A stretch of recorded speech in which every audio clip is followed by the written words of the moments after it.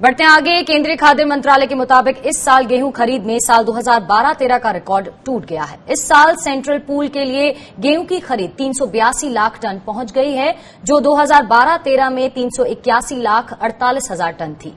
राज्यवार आंकड़ों को देखें तो मध्य प्रदेश ने इस साल पंजाब को पीछे छोड़ते हुए 129 लाख टन गेहूं खरीद की है। वहीं पंजाब ने 127 लाख टन गेहूं खरीदा है, लेकिन सबसे बड़े गेहूं उत्पादक होने के बावजूद यूपी में गेहूं खरीद की रफ्तार सुस्त बनी हुई है। प्रदेश सरकार ने इस साल 55 लाख टन गेहूं खरीदने का लक्ष्य रखा है, लेकिन आउटलुक में प्रकाशित एक खबर के मुताबिक 17 जून तक सिर्फ 31 लाख 67 हजार टन गेहूं ही खरीदा जा सका है।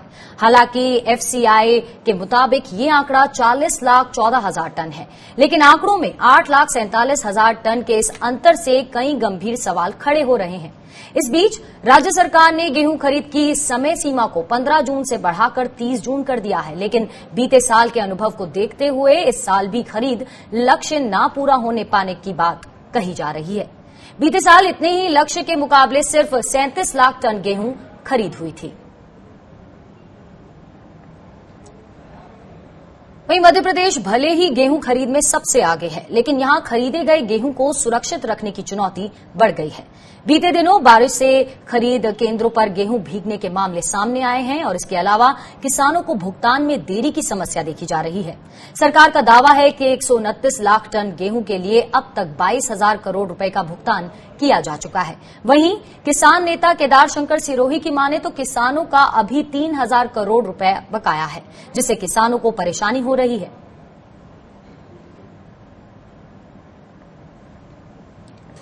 यूपी में गेहूं खरीद के लक्ष्य से पिछड़ रहा है और एमपी में भुगतान में देरी हो रही है। इससे किसानों पर कितना असर पड़ेगा, इस पर भारतीय किसान यूनियन के महासचिव युद्धवीर सिंह से बातचीत की स्वराज एक्सप्रेस की एग्जीक्यूटिव प्रोड्यूसर अनिका एरन ने। आइए सुनते हैं। उत्तर प्रदेश में गेहूं की खरीद को लेकर क्या रहे जमीनी हालात, इस पर और ज्यादा बातचीत करने के लिए हमारे साथ भारतीय किसान यूनियन से किसान नेता युद्धवीर सिंह जी जुड़ गए हैं। युद्धवीर जी, ये बताएं, उत्तर प्रदेश में जो गेहूं की खरीद के आंकड़े आ रहे हैं, उनमें जो एफसीआई है, फूड कॉर्पोरेशन ऑफ इंडिया, उसका कहना है कि 17 जून तक 40 लाख टन से ज्यादा की खरीद हुई और राज्य सरकार ये आंकड़ा दे रहा है 31 लाख टन का। तो दोनों में ये आंकड़ों में इतना फर्क क्यों आ रहा है, इसकी क्या वजह मानते हैं आप? और इस तरह से आंकड़ों में फर्क होगा तो उसका क्या इंप्रेशन, क्या जरूरत पड़ी इस तरह से आंकड़ों में पढ़ने की? नहीं, ये दर्शाता है कि पारदर्शिता नहीं है। जब केंद्रीय एजेंसी और स्टेट एजेंसी में आपस में तालमेल नहीं है, वो सही आंकड़े देने में सक्षम नहीं है, तो किसान की क्या स्थिति होगी इसका अंदाजा लगाया जा सकता। ये दोनों सरकारी एजेंसी हैं, दोनों के दावे अपने आप को में अलग अलग हैं, वो मेल नहीं खाते आपस में। मेरे जो जानकारी के अनुसार अब की दफे उत्तर प्रदेश में किसान केवल 50-52% अनाज दे पाया, तुलवा पाया। जिस तरह के नॉर्म्स बने थे, ऑनलाइन रजिस्ट्रेशन कराना है, ऑनलाइन रजिस्ट्रेशन के बाद जिसका नंबर आएगा वो जाएगा, उसके बाद उसको अरेस्ट किया जाता था, उसकी क्वालिटी को लेके तरह तरह की परेशानियों में उसको डाला जाता था। तो वहाँ रिश्वत का बोलबाला रहा खरीद में। प्रति बोरी के 50 से 70 रुपए तक उनने जो एजेंसी दी, उनके कर्मचारियों ने किसान से वसूले, उसमें उनको रिजेक्ट करने का डर दिखा के। तो ये वो बहुत ही बुरी स्थिति रही और इसकी वजह से किसान को मजबूरन 1925 का जो भाव था गेहूं का 1600 से 1700 रुपए के बीच में व्यापारी के हाथों बेचना पड़ा।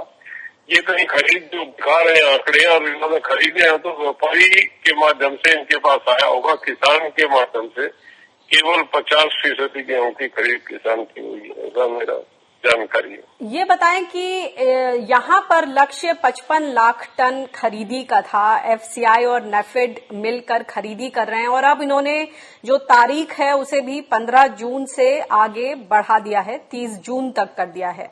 ये जो तमाम तरह के खरीदी के टारगेट आते हैं और एक्चुअल जो खरीदी होती है, हम देख रहे हैं अमूमन सारे राज्यों में इस तरह की होड़ लगी है कि ये टारगेट था, हमने उस लक्ष्य से ज्यादा खरीद लिया। अब बात करें मध्य प्रदेश की और राजस्थान की, भले ही बोला है कि मध्य प्रदेश ने पंजाब को बीट कर दिया, तो ये जो आंकड़ों की जो एक आपको लगता है कि आंकड़ों का एक खेल चल रहा है कि कुछ ज्यादा टारगेट से ज्यादा खरीदने की का दिखाना आंकड़ों में और फिर उसके बारे में बढ़ चढ़कर बोलना?